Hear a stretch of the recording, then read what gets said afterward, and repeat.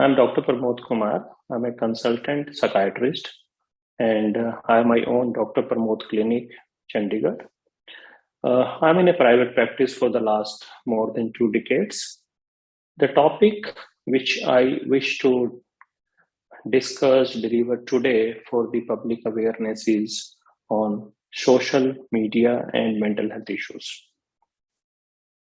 Social media is something which has become such an integral part of our day to day life. India is one country in the whole world which has the maximum users on social media. And social media, when we talk, what do we wish? What do you mean by social media? The majority of the social media interaction takes place through Facebook and WhatsApp. There are other media also, but those are in the background, whether it's Instagram, whether it's a Twitter, or there are so many other media. But majority is being taken over by Facebook and WhatsApp communications. Social media use has not been very old, whereas the socialization, social interaction, interpersonal communication has been there ever since the existence of a human being. The human being growth, emotional growth is one of the integral parts is social interactions, and which begins from the family and it goes to the friends and it goes to the society. So the better the social communications we have, better the relationship we have, better the emotional strengths we have, and better the stress management we have. What has been changed with the social media? Internet has been evolved, I can say about 30 years or little more than that. But majority of the social media came up in the last 2 decades, and more so it get flooded, wherein almost everybody joined the social media in the last 1 decade. And if you see, one of the major reason why people have joined social media is almost free internet. Almost free, I would say. So when internet came into the market, it was very expensive. Buying an iPhone and then using it with the internet was very expensive and it used to cost a lot. But with the newer technology and with newer advancement and millions and billions of users, the cost of internet came down, and that is the time when social media took over, and it goes into the hands of each and every person. Whether I would say people may not have gone literate in terms of their education, but definitely people have gone literate in terms of their social media use. I know of people in my circle who are illiterate education wise, but they are able to interact through Facebook and WhatsApp, typing, whether voice messaging and everything they're able to do. So does social media play any role in the mental health? The answer is yes. It is providing a great amount of role in person's mental health. And people started to believe that it will replace the social interactions and would yield the same result as social interaction would yield. However, as a psychiatrist, as a mental health professionals, I have not seen so, and we have not seen so all over the world. There are people who have reported multiple issues with the use of social media. For example, it has changed the basic construct of a human being in terms of their sleep cycle. Sleep is something with which you are born, which is the only part of a human life which goes from your birth till your death.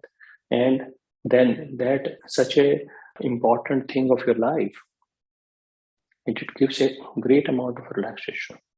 And sleep is considered as the best antidepressant. It is considered as the best stress management technique. So when people started using social media, and it is so much gripping, you want to begin your day by looking at your WhatsApp. and you want to sleep after looking at the WhatsApp. And that is the reason it has started capturing on your sleep. And I am seeing in my clinic so many people who have got a disturbed sleep cycle. They would continue to be waking up at late at night, and their sleep cycle has got reversed. Younger people, more so with the COVID, the people have started sleeping during the day and they are waking up the whole night. And that disturbs the neurotransmitter, neurochemical system. And that is one of the reasons why people would have many, many mental health issues. Because when the sleep cycle reverses, it also reverses your diet cycle. So you tend to ignore your food. You tend to ignore your quality of food. It also changes your another foundation of your life, which is called the exercise part. You're not able to do much of a walk or an exercise because of the reversal of the cycle. And social media is one of the important factor why these changes are taking place. So, and this make you prone to have mental health issues. And mental health issues like the most common is depression. People suffer from depression because of so many reasons. One, few reasons I've already told you. Second, your genetic tendencies. And then is what you are seeing on social media is actually you start to believe that. When you see so many positive activities, so many people being happy, when your post is not being liked, not being subscribed, and not commented, you start to feel depressed. And you start calculating your depression based on your clicks on your post. So social media, because of this, sometimes create a great amount of anticipatory anxiety, stress, and depression, and which become a very, very dysfunctioning and disabling part of your life. Then the next thing which comes up with the social media use is anxiety. People start to have panic attack and range of anxiety disorders because of the excessive use of social media. And even the stress comes along with this. People, even we have seen people with acute psychosis and exacerbation of their psychosis because of the excessive use of social media.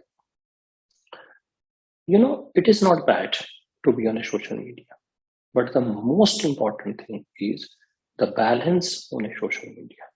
Because if you do not balance yourself, then you tend to have issues along with this.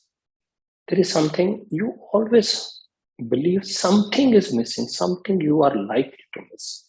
And that is the reason you continue to look, search all the time on your fingers, and your mind is always on the social media. As if you are going to miss out something. As a therapist, we allow people to use social media, but not more than 45 minutes a day. Because that is the time, I'm not saying it is mandatory, but if the kind of unhealthy pattern, it is not there. So if you want to use social media in a healthy way, we shouldn't be using it beyond 45 minutes. There is enough evidence to say that excessive use make you prone, but if it is a balanced use, it might give you a lot of positive results as well. So social media do have a lot of positive effects as well. For example, you are able to connect with your family, your friends, your relatives, and even the acquaintances. You can revive the lost contacts. You may not be able to physically meet, let us say, 50 to hundreds of relatives, but on social media, you are interacting with each and everyone. So you get to know about each other, good and bad, happy and sorrow things. And that is one of the major reasons for which social media was actually it was planned that way. But excessive use has taken away that kind of a thing from you. Then the other important part of social media use is that in crisis, it has been quite unhelpful. People would post on WhatsApp, Facebook, other social media whenever they are in crisis, and the help seeking has taken place because of this. Then there are other positive aspect, positive use of social media as well. For example, there are recently I've seen the person was in needing of A negative blood group and he has posted, and suddenly there are people who immediately went into it, help the person. Crisis, chronic sick illnesses, crime. It has been able to prevent a lot of crime as well because of the excessive use of, because of the proper use of social media. Then many research and surveys do take place through the social media. And the people who are providing jobs or providing opportunities, they also started using social media as a platform wherein they can seek help. And the way I'm talking to you, and which is probably going to be on some social media, is again a knowledge sharing, dissemination of information, which wouldn't be possible otherwise in face to face or one to one interaction. So it has a lot of positive role as well, and that is the reason it has been ongoing process. Children, adolescent, when they are into the social media, wherein their mental abilities are not as much, and they become prone for cyberbullying. And cyberbullying is one of the reasons why people have started to feel depressed, the children. And so cyberbullying, then gaming is another area which need to be cultivated. Okay, so it has a lot of positive things, it has negative things, but overall balance in mental health with the use of social media lies in person's hand. And that is the reason you need to be balancing yourself in terms of the use of social media. Use, don't abuse, don't misuse. So use is very, very good, but provided it is balanced. If you see any of the changes in yourself, in your family member, in your friends, for example, spending too much of time suffering from emotional issues, suffering from thinking issues, if it has become an obsession to use social media, it has started to affect your academic activities. It is affecting your social relationships. It is affecting your marital relationships. Please identify at the earliest. Seek help with the mental health professionals who are expert in understanding and handling of these issues. So this much of information is a very preliminary information. If you have any question or any queries related to this, you can definitely get in touch with me. My contact details and my email would be available to you.